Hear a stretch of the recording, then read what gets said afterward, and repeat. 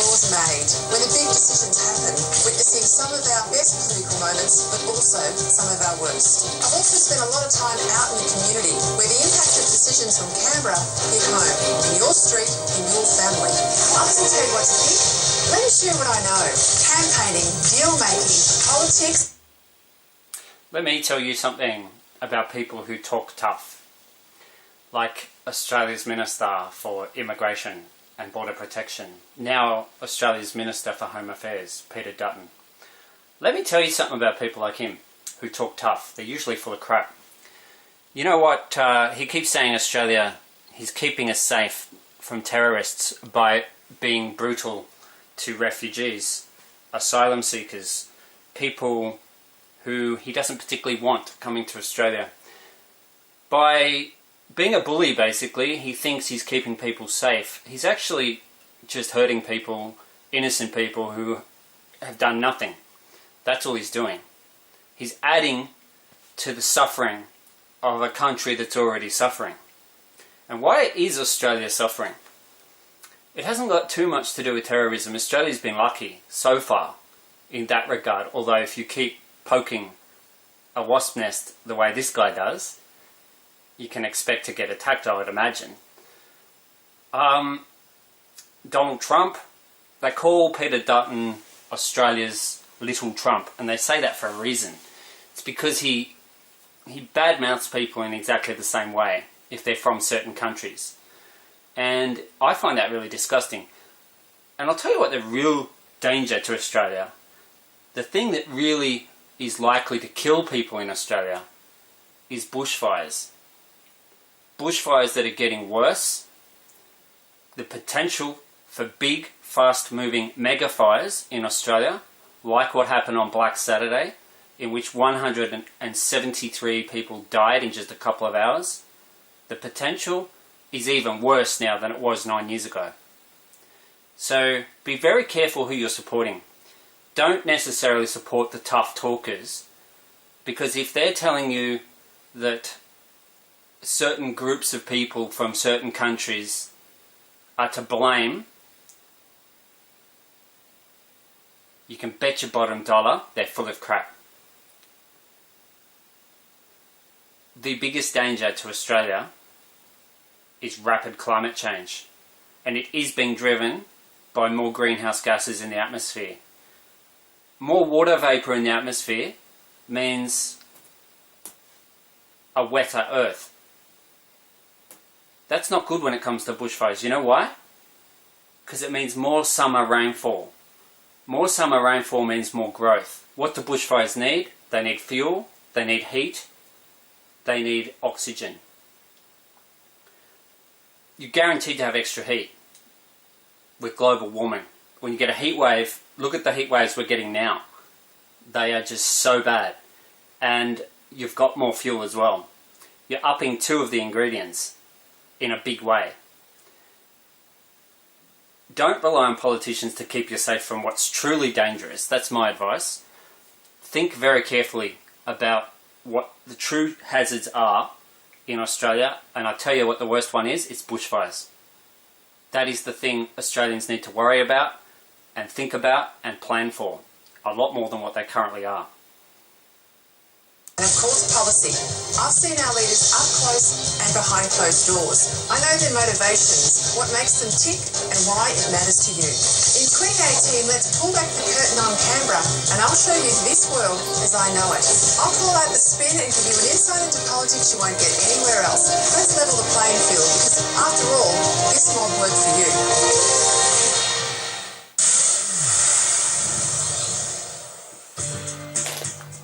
Top weather headlines this Sunday, the 21st of January. The heatwave continues for southern parts of Australia, including inland New South Wales, Canberra, parts of Victoria and also areas in South Australia. The mercury climbing up to 40 degrees in Penrith, in Sydney's west, 39 degrees for you in Canberra in day 4 of a heatwave. Now, with this elevated temperature comes elevated fire danger with total fire bans in place across parts of New South Wales, including the Central Ranges, Northwestern, Greater Hunter and also Southern Ranges. In Victoria, that includes the Mallee, and in South Australia, the Northwest Pastoral and also the Flinders Ranges. As of midday, 700 Rural Fire Service firefighters were battling 38 bushfires across New South Wales, with at least a dozen of those remaining uncontained.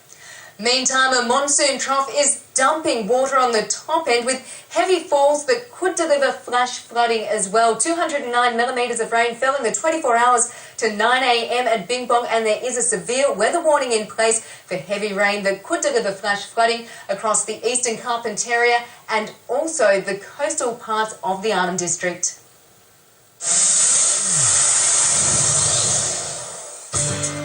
A slight chance of a shower today for southeast Queensland as a result of onshore winds. Don't be surprised if you see a coastal shower or two. Brisbane got to 32 degrees on Saturday. Get ready to sweat in Penrith. Another top of 40 degrees. You are currently in a heat wave and you hit 40 degrees on Saturday. Now, we do have an air quality alert that has been issued for the Sydney region for poor air quality. Of course, with the bushfire that was burning out of control just south of Sydney at the Royal National Park on Saturday, not looking too ideal for asthma sufferers today, so please stay safe and vigilant. Sydney, mostly sunny, 30 degrees, showing off once again a carbon copy forecast for what you did hit on Saturday. And if you are headed to the coastline, Tamarama Beach has been closed, also the Newport Beach, for dangerous surfing conditions, so please stay safe by the coastline today, and of course keep in mind the air quality alert. No real cool relief is in sight either for our eastern capitals. That's you in Canberra today, marks day 4 of a heat wave. Now, you hit 39 degrees on Saturday. Hot, dry northerly winds, our warm, dry air now sitting in the centre, and it is making for a scorching weekend for you. You are our hottest major capital city in the next 2 days. Bit of a fact there, 38 degrees. It's been a humid and showery start. Yeah, that fire in Sydney in the Royal National Park that started yesterday, there was actually 2 fires that started. They were obviously deliberately lit because they were just right off the track, and both lit at the same time. Well, that doesn't just happen by magic. So obviously arson.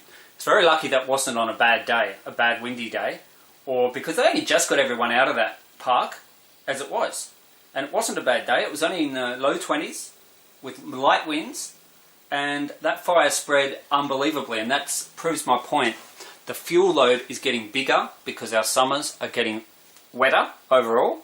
There's more growth, a lot more growth, especially in the east of Australia. I can't speak for everywhere in Australia, but I'm talking about around where I live. There's definitely more growth, more summer rainfall, and therefore more of a bushfire fuel load that is creating a bigger danger. You add that, you couple that with more heat waves, and we're definitely getting more heat waves. It's already smashing the forecast for this summer in terms of heat waves. Canberra was forecast to get 0. Sydney, 0 heat waves this summer. Well, we've already had a few, and not just any old heat waves. Penrith, 47 degrees, 0.3. 47.3 degrees the other day. I mean, that's extreme heat. That's hotter than what it was on Black Saturday in Melbourne. So, yeah, the earth is getting wetter, the atmosphere is getting wetter, but the rainfall's not evenly distributed, and it's not necessarily falling at a better time or in better locations. Cape Town in South Africa is less than 3 months away from running out of water completely because they've had a shocking 3-year drought. So, yeah, I think Australia does need to be very, very careful with bushfires. I might just add that the boy who I've talked about a lot in my videos, Witnessing some of our best, and his name is Nathan Breeze. He died in the Black Saturday bushfires, Saturday 7th of February 2009. And at the time, Kevin Rudd was our Prime Minister. The big push, the big anti-climate change or anti-climate established, I forget the language that was used by Tony Abbott, but he definitely derided climate science and said it was a load of crap, pretty much. And a lot of Australians went, yep, we think the same, and voted for him, supported him. So he became the opposition leader, and then he became Prime Minister. Straight after Black Saturday, 173 people died. And then Australians supported climate change denial. I found that astounding. I really did. I just thought, straight after a massive natural disaster in which 173 people died, how can you go down the path of climate change denial? I found that astounding. But anyway, it's 9 years on. It'll soon be the anniversary of Black Saturday. I've got a feeling something might happen on the anniversary this year. Not necessarily bushfires, but something. Maybe a cyclone, who knows. Yeah, Australia needs to be really careful because the potential for that kind of bushfire has actually, if anything, has got worse. It's got a lot worse. Because global warming is happening at a frenetic pace. It's dangerous, rapid warming. It's not normal climate change. Yes, the climate's always changed. No, it has not often changed at a rate even remotely comparable to the rate of warming of the Earth right now. It's scary. And the impacts we're yet to find out. But Australia has always been a very bushfire-prone nation. It naturally burns anyway. But when you start increasing the heat, increasing the fuel load, on top of how dangerous Victoria is already the most dangerous state in the world for bushfires. You start increasing that danger, and people need to be really aware of the hazard they're living in and near. The boy that I've talked about, Nathan, and his family, they spent hours trying to evacuate from that fire from Kinglake West, and they couldn't get out. Roads were closed. The roads were in bad condition, I might add. There was poor mobile phone coverage, and there still is. The roads are still bad in Kinglake West. The government has, at all levels, state and federal, the governments have not sent too much money towards Kinglake West, where a lot of people died on Black Saturday. And this potential for that to happen again is not as bad as it was, as far as there's more awareness to some degree. But of course you've got a lot of new people coming to Australia all the time, and a lot of them don't have a clue. If that fire in the Royal National Park yesterday had started on a bad day with strong winds, and God help all the people in there, because understandably there's no phone coverage in there, or it's poor, so you can't necessarily get a warning to everybody. And it nearly trucked a lot of people as it was yesterday. So the potential for a lot of people to be killed by bushfires in Australia is becoming very real. It's a bigger threat, to my mind, than terrorism, despite the fact that Peter Dutton likes to insult and demonise people from various countries and various cultures. There don't seem to be too many people hell-bent on going around killing everyone. I mean, the last big mass murder in America was a guy that had no links to terrorism. He was just a lunatic, and that was in Las Vegas. Did that cause Donald Trump to think about maybe making it a little harder for people to buy guns, or buy guns that can fire heaps and heaps and heaps of rounds? No, didn't. Because they're not serious about keeping people safe from harm. These tough-talking, dishonest thugs, as I regard them, they're not serious about keeping people safe. It's all politics.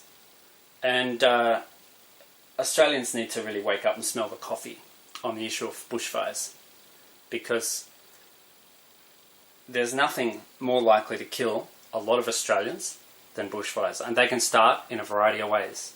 The bushfire in which Nathan and his family, his mother, his two sisters, and 5 other people died just in that house, that started from a power line, a faulty power line. So you don't have to have an arsonist go out and light the fire like what happened in the Royal National Park yesterday. It can be lightning, it can be power lines, and when the conditions get really bad, that's when you get those freaky kinds of things happening, like with power lines sparking and things going wrong that don't normally light fires. So no matter how much you carry on about criminals and arsonists and all the rest, of which there are surprisingly few, given the amount of crap that the government puts people through, surprisingly few people react by going out and trying to kill a heap of people, thankfully. But you're going to have bushfires regardless. You get a band of dry storms, you're going to have a lot of bushfires. They tend to be the worst ones. So, yeah, just be careful. And don't rely on government to keep you safe. Because as Nathan and his family found out the hard way, you can't rely on government. You've got some people in government that are reasonably genuine in trying to keep people safe, but at the end of the day, governments, political parties, their primary focus, their number one aim is to try and get elected. That's where their main focus is all the time. And your safety is not at the top of their minds. Not often. So keep that in mind.